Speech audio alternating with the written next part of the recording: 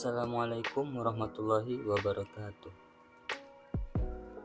Baik, di sini saya akan sedikit bercerita tentang tokoh pemikir ekonomi Islam.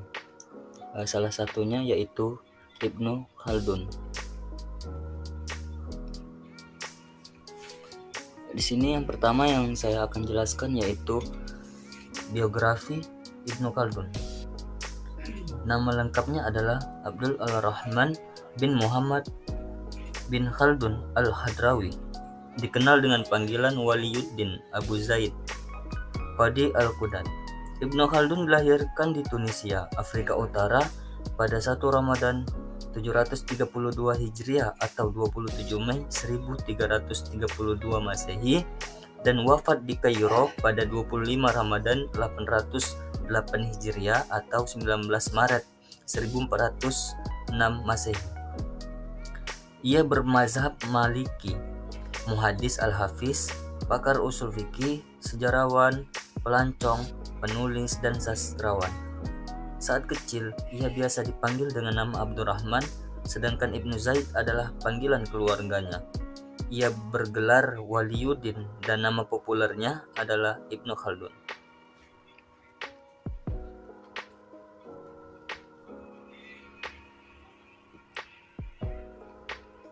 Nenek moyangnya berasal dari Hadramaut yang kemudian berimigrasi ke Seville atau Spanyol pada abad ke-8. Setelah semenanjung itu dikuasai Arab Muslim, keluarga yang dikenal pro Umayyah ini selama berabad-abad menduduki posisi tinggi dalam politik di Spanyol, sampai akhirnya hijrah ke Maroko beberapa tahun sebelum Seville jatuh ke tangan Kristen pada tahun 1248 Masehi. Setelah itu mereka menetap di Tunisia. Di kota ini mereka dihormati oleh pihak istana, diberi tanah milik dinasti Hafsiyah. Latar belakang mewarnai karir hidup Ibnu Khaldun dalam politik sebelum ia terjun sepenuhnya ke dunia ilmu. Otak cerdas yang dimilikinya jelas turut bertanggung jawab mengapa ia tidak puas bila tetap berada di bawah. Orientasi ke atas inilah yang mendorongnya untuk terlibat dalam berbagai intrik politik yang melelahkan di Afrika Utara dan Spanyol.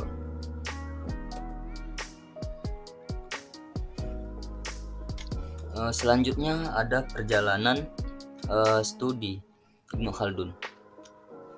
Ibnu Khaldun belajar ilmu qiraat dari ayahnya, sementara ilmu hadis, bahasa Arab dan fikih dipelajari dari para gurunya, yaitu Abu al-Abbas al-Qassar dan Muhammad bin Jabr al-Rawi. Ia juga belajar kepada Ibnu Abdul al-Salam, Abu Abdullah bin Haidarah al-Sibti dan Ibnu Abdul al-Muhaimin. Kemudian memperoleh ijazah hadis dari Abu Abbas al-Zawawi, Abu Abdullah al-Bili, Abu Abdullah Muhammad, dan lain-lain. Ia pernah mengunjungi Andalusia dan Maroko. Di kedua negara itu ia sempat menimba ilmu dari para ulamanya, antara lain Abu Abdullah Muhammad al-Mukri, Abu al-Qasim Muhammad bin Muhammad al-Bujri, Abu al-Qasim al-Syarif al-Sibti, dan lain-lainnya. Kemudian mengunjungi Persia, Granada, dan Tilimsin. Banyak tokoh dan ulama yang menjadi muridnya. Mereka antara lainnya yaitu Ibnu Marzuq al-Hafiz, Al-Damamini, Al-Busili, Al-Bisati, Ibnu Ammar, Ibnu Hajar, dan lain-lain. Dalam usia muda, Ibnu Khaldun sudah menguasai beberapa disiplin ilmu Islam klasik termasuk ulum akliyah, ilmu-ilmu kefilsafatan, tasawuf, dan metafisika di bidang hukum. Ia mengikuti mazhab Maliki. Di samping itu semua, ia juga tertarik pada ilmu politik, sejarah, ekonomi, geografi, dan lain-lainnya. Otaknya memang tidak puas dengan 1-2 disiplin ilmu saja. Disinilah terletak kekuatan dan sekaligus kelemahan Ibnu Khaldun. Pengetahuannya begitu luas dan bervariasi ibarat sebuah ensiklopedia. Namun dari catatan sejarah, ia tidak dikenal sebagai seorang yang sangat menguasai satu bidang disiplin.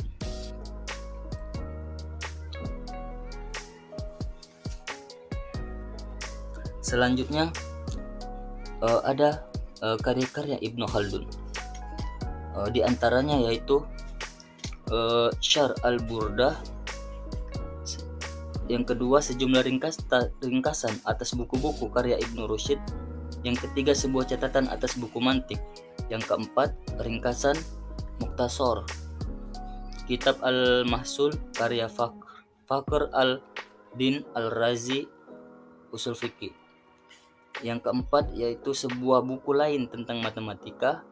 Yang kelima, sebuah buku lain tentang usul fikih. Dan yang keenam yaitu buku sejarah berjudul Al-Ibar wa Diwan Al-Mubtada wa Al-Khabar fi Tarik Al-Arab wa Al-Ajam wa Al-Barbar.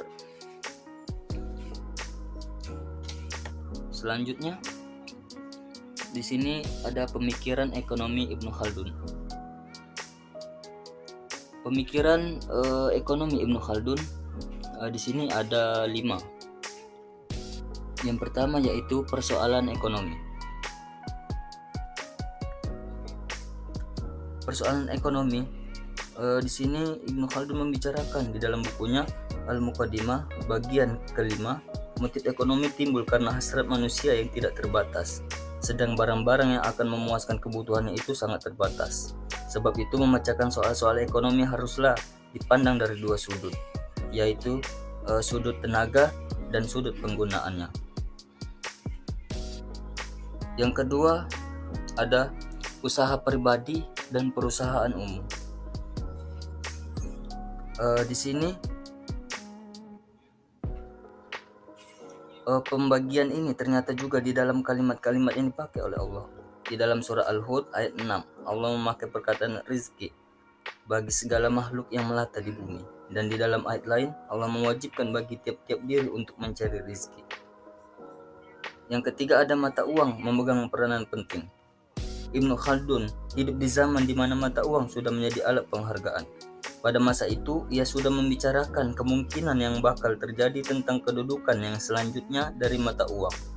Dia menulis, sesudah demikian, Allah telah menjadikan pula 2 barang galian yang berharga, ialah emas dan perak, menjadi bernilai di dalam pertumbuhan ekonomi.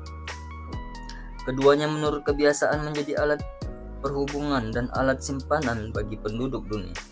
Jika terjadi alat perhubungan dengan yang lainnya pada beberapa waktu, maka tujuan yang utama tetap untuk memiliki kedua benda itu di dalam peredaran harga-harga pasar, karena keduanya terjauh dari pasar itu. Dan pemikiran ekonomi yang keempat ada soal-soal ekonomi dalam 33 pasal. Di sini uraian selanjutnya tentang soal-soal ekonomi dibentangkan panjang lebar oleh Ibnu Khaldun di dalam bukunya Muqaddimah yang dibaginya dalam 33 pasal. Dan yang kelima ada Al-Muqaddimah Ibnu Khaldun. Jika kita perhatikan akan uraian yang sangat luas dari Ibnu Khaldun terhadap soal-soal pertanian pasal 8 dari karyanya Muqaddimah dan soal perdagangan pasal 9 sampai 15. Kemudian dihubungkan dengan zaman Renaissance di Eropa, maka tidaklah mengherankan bahwa dalam abad ke-16, 17, dan 18, soal ekonomi di Eropa berpusat pada 2 hal tersebut. Dengan menyebutkan ini semuanya bukanlah dimaksudkan untuk mengatakan bahwa segala pendirian dan paham ekonomi yang bertentangan satu sama lain itu disetujui semuanya oleh Ibnu Khaldun. Maksud yang sebenarnya ialah ia ingin menegaskan sampai seberapa jauh pengaruh dasar-dasar ekonomi yang dikatakan oleh Ibnu Khaldun terhadap pendirian dan paham-paham ekonomi internasional. Baik, terima kasih. Mungkin hanya itu yang dapat saya sampaikan. Kurang lebihnya saya mohon maaf. Saya akhiri. Wabillahi taufik wal hidayah. Wassalamualaikum warahmatullahi wabarakatuh.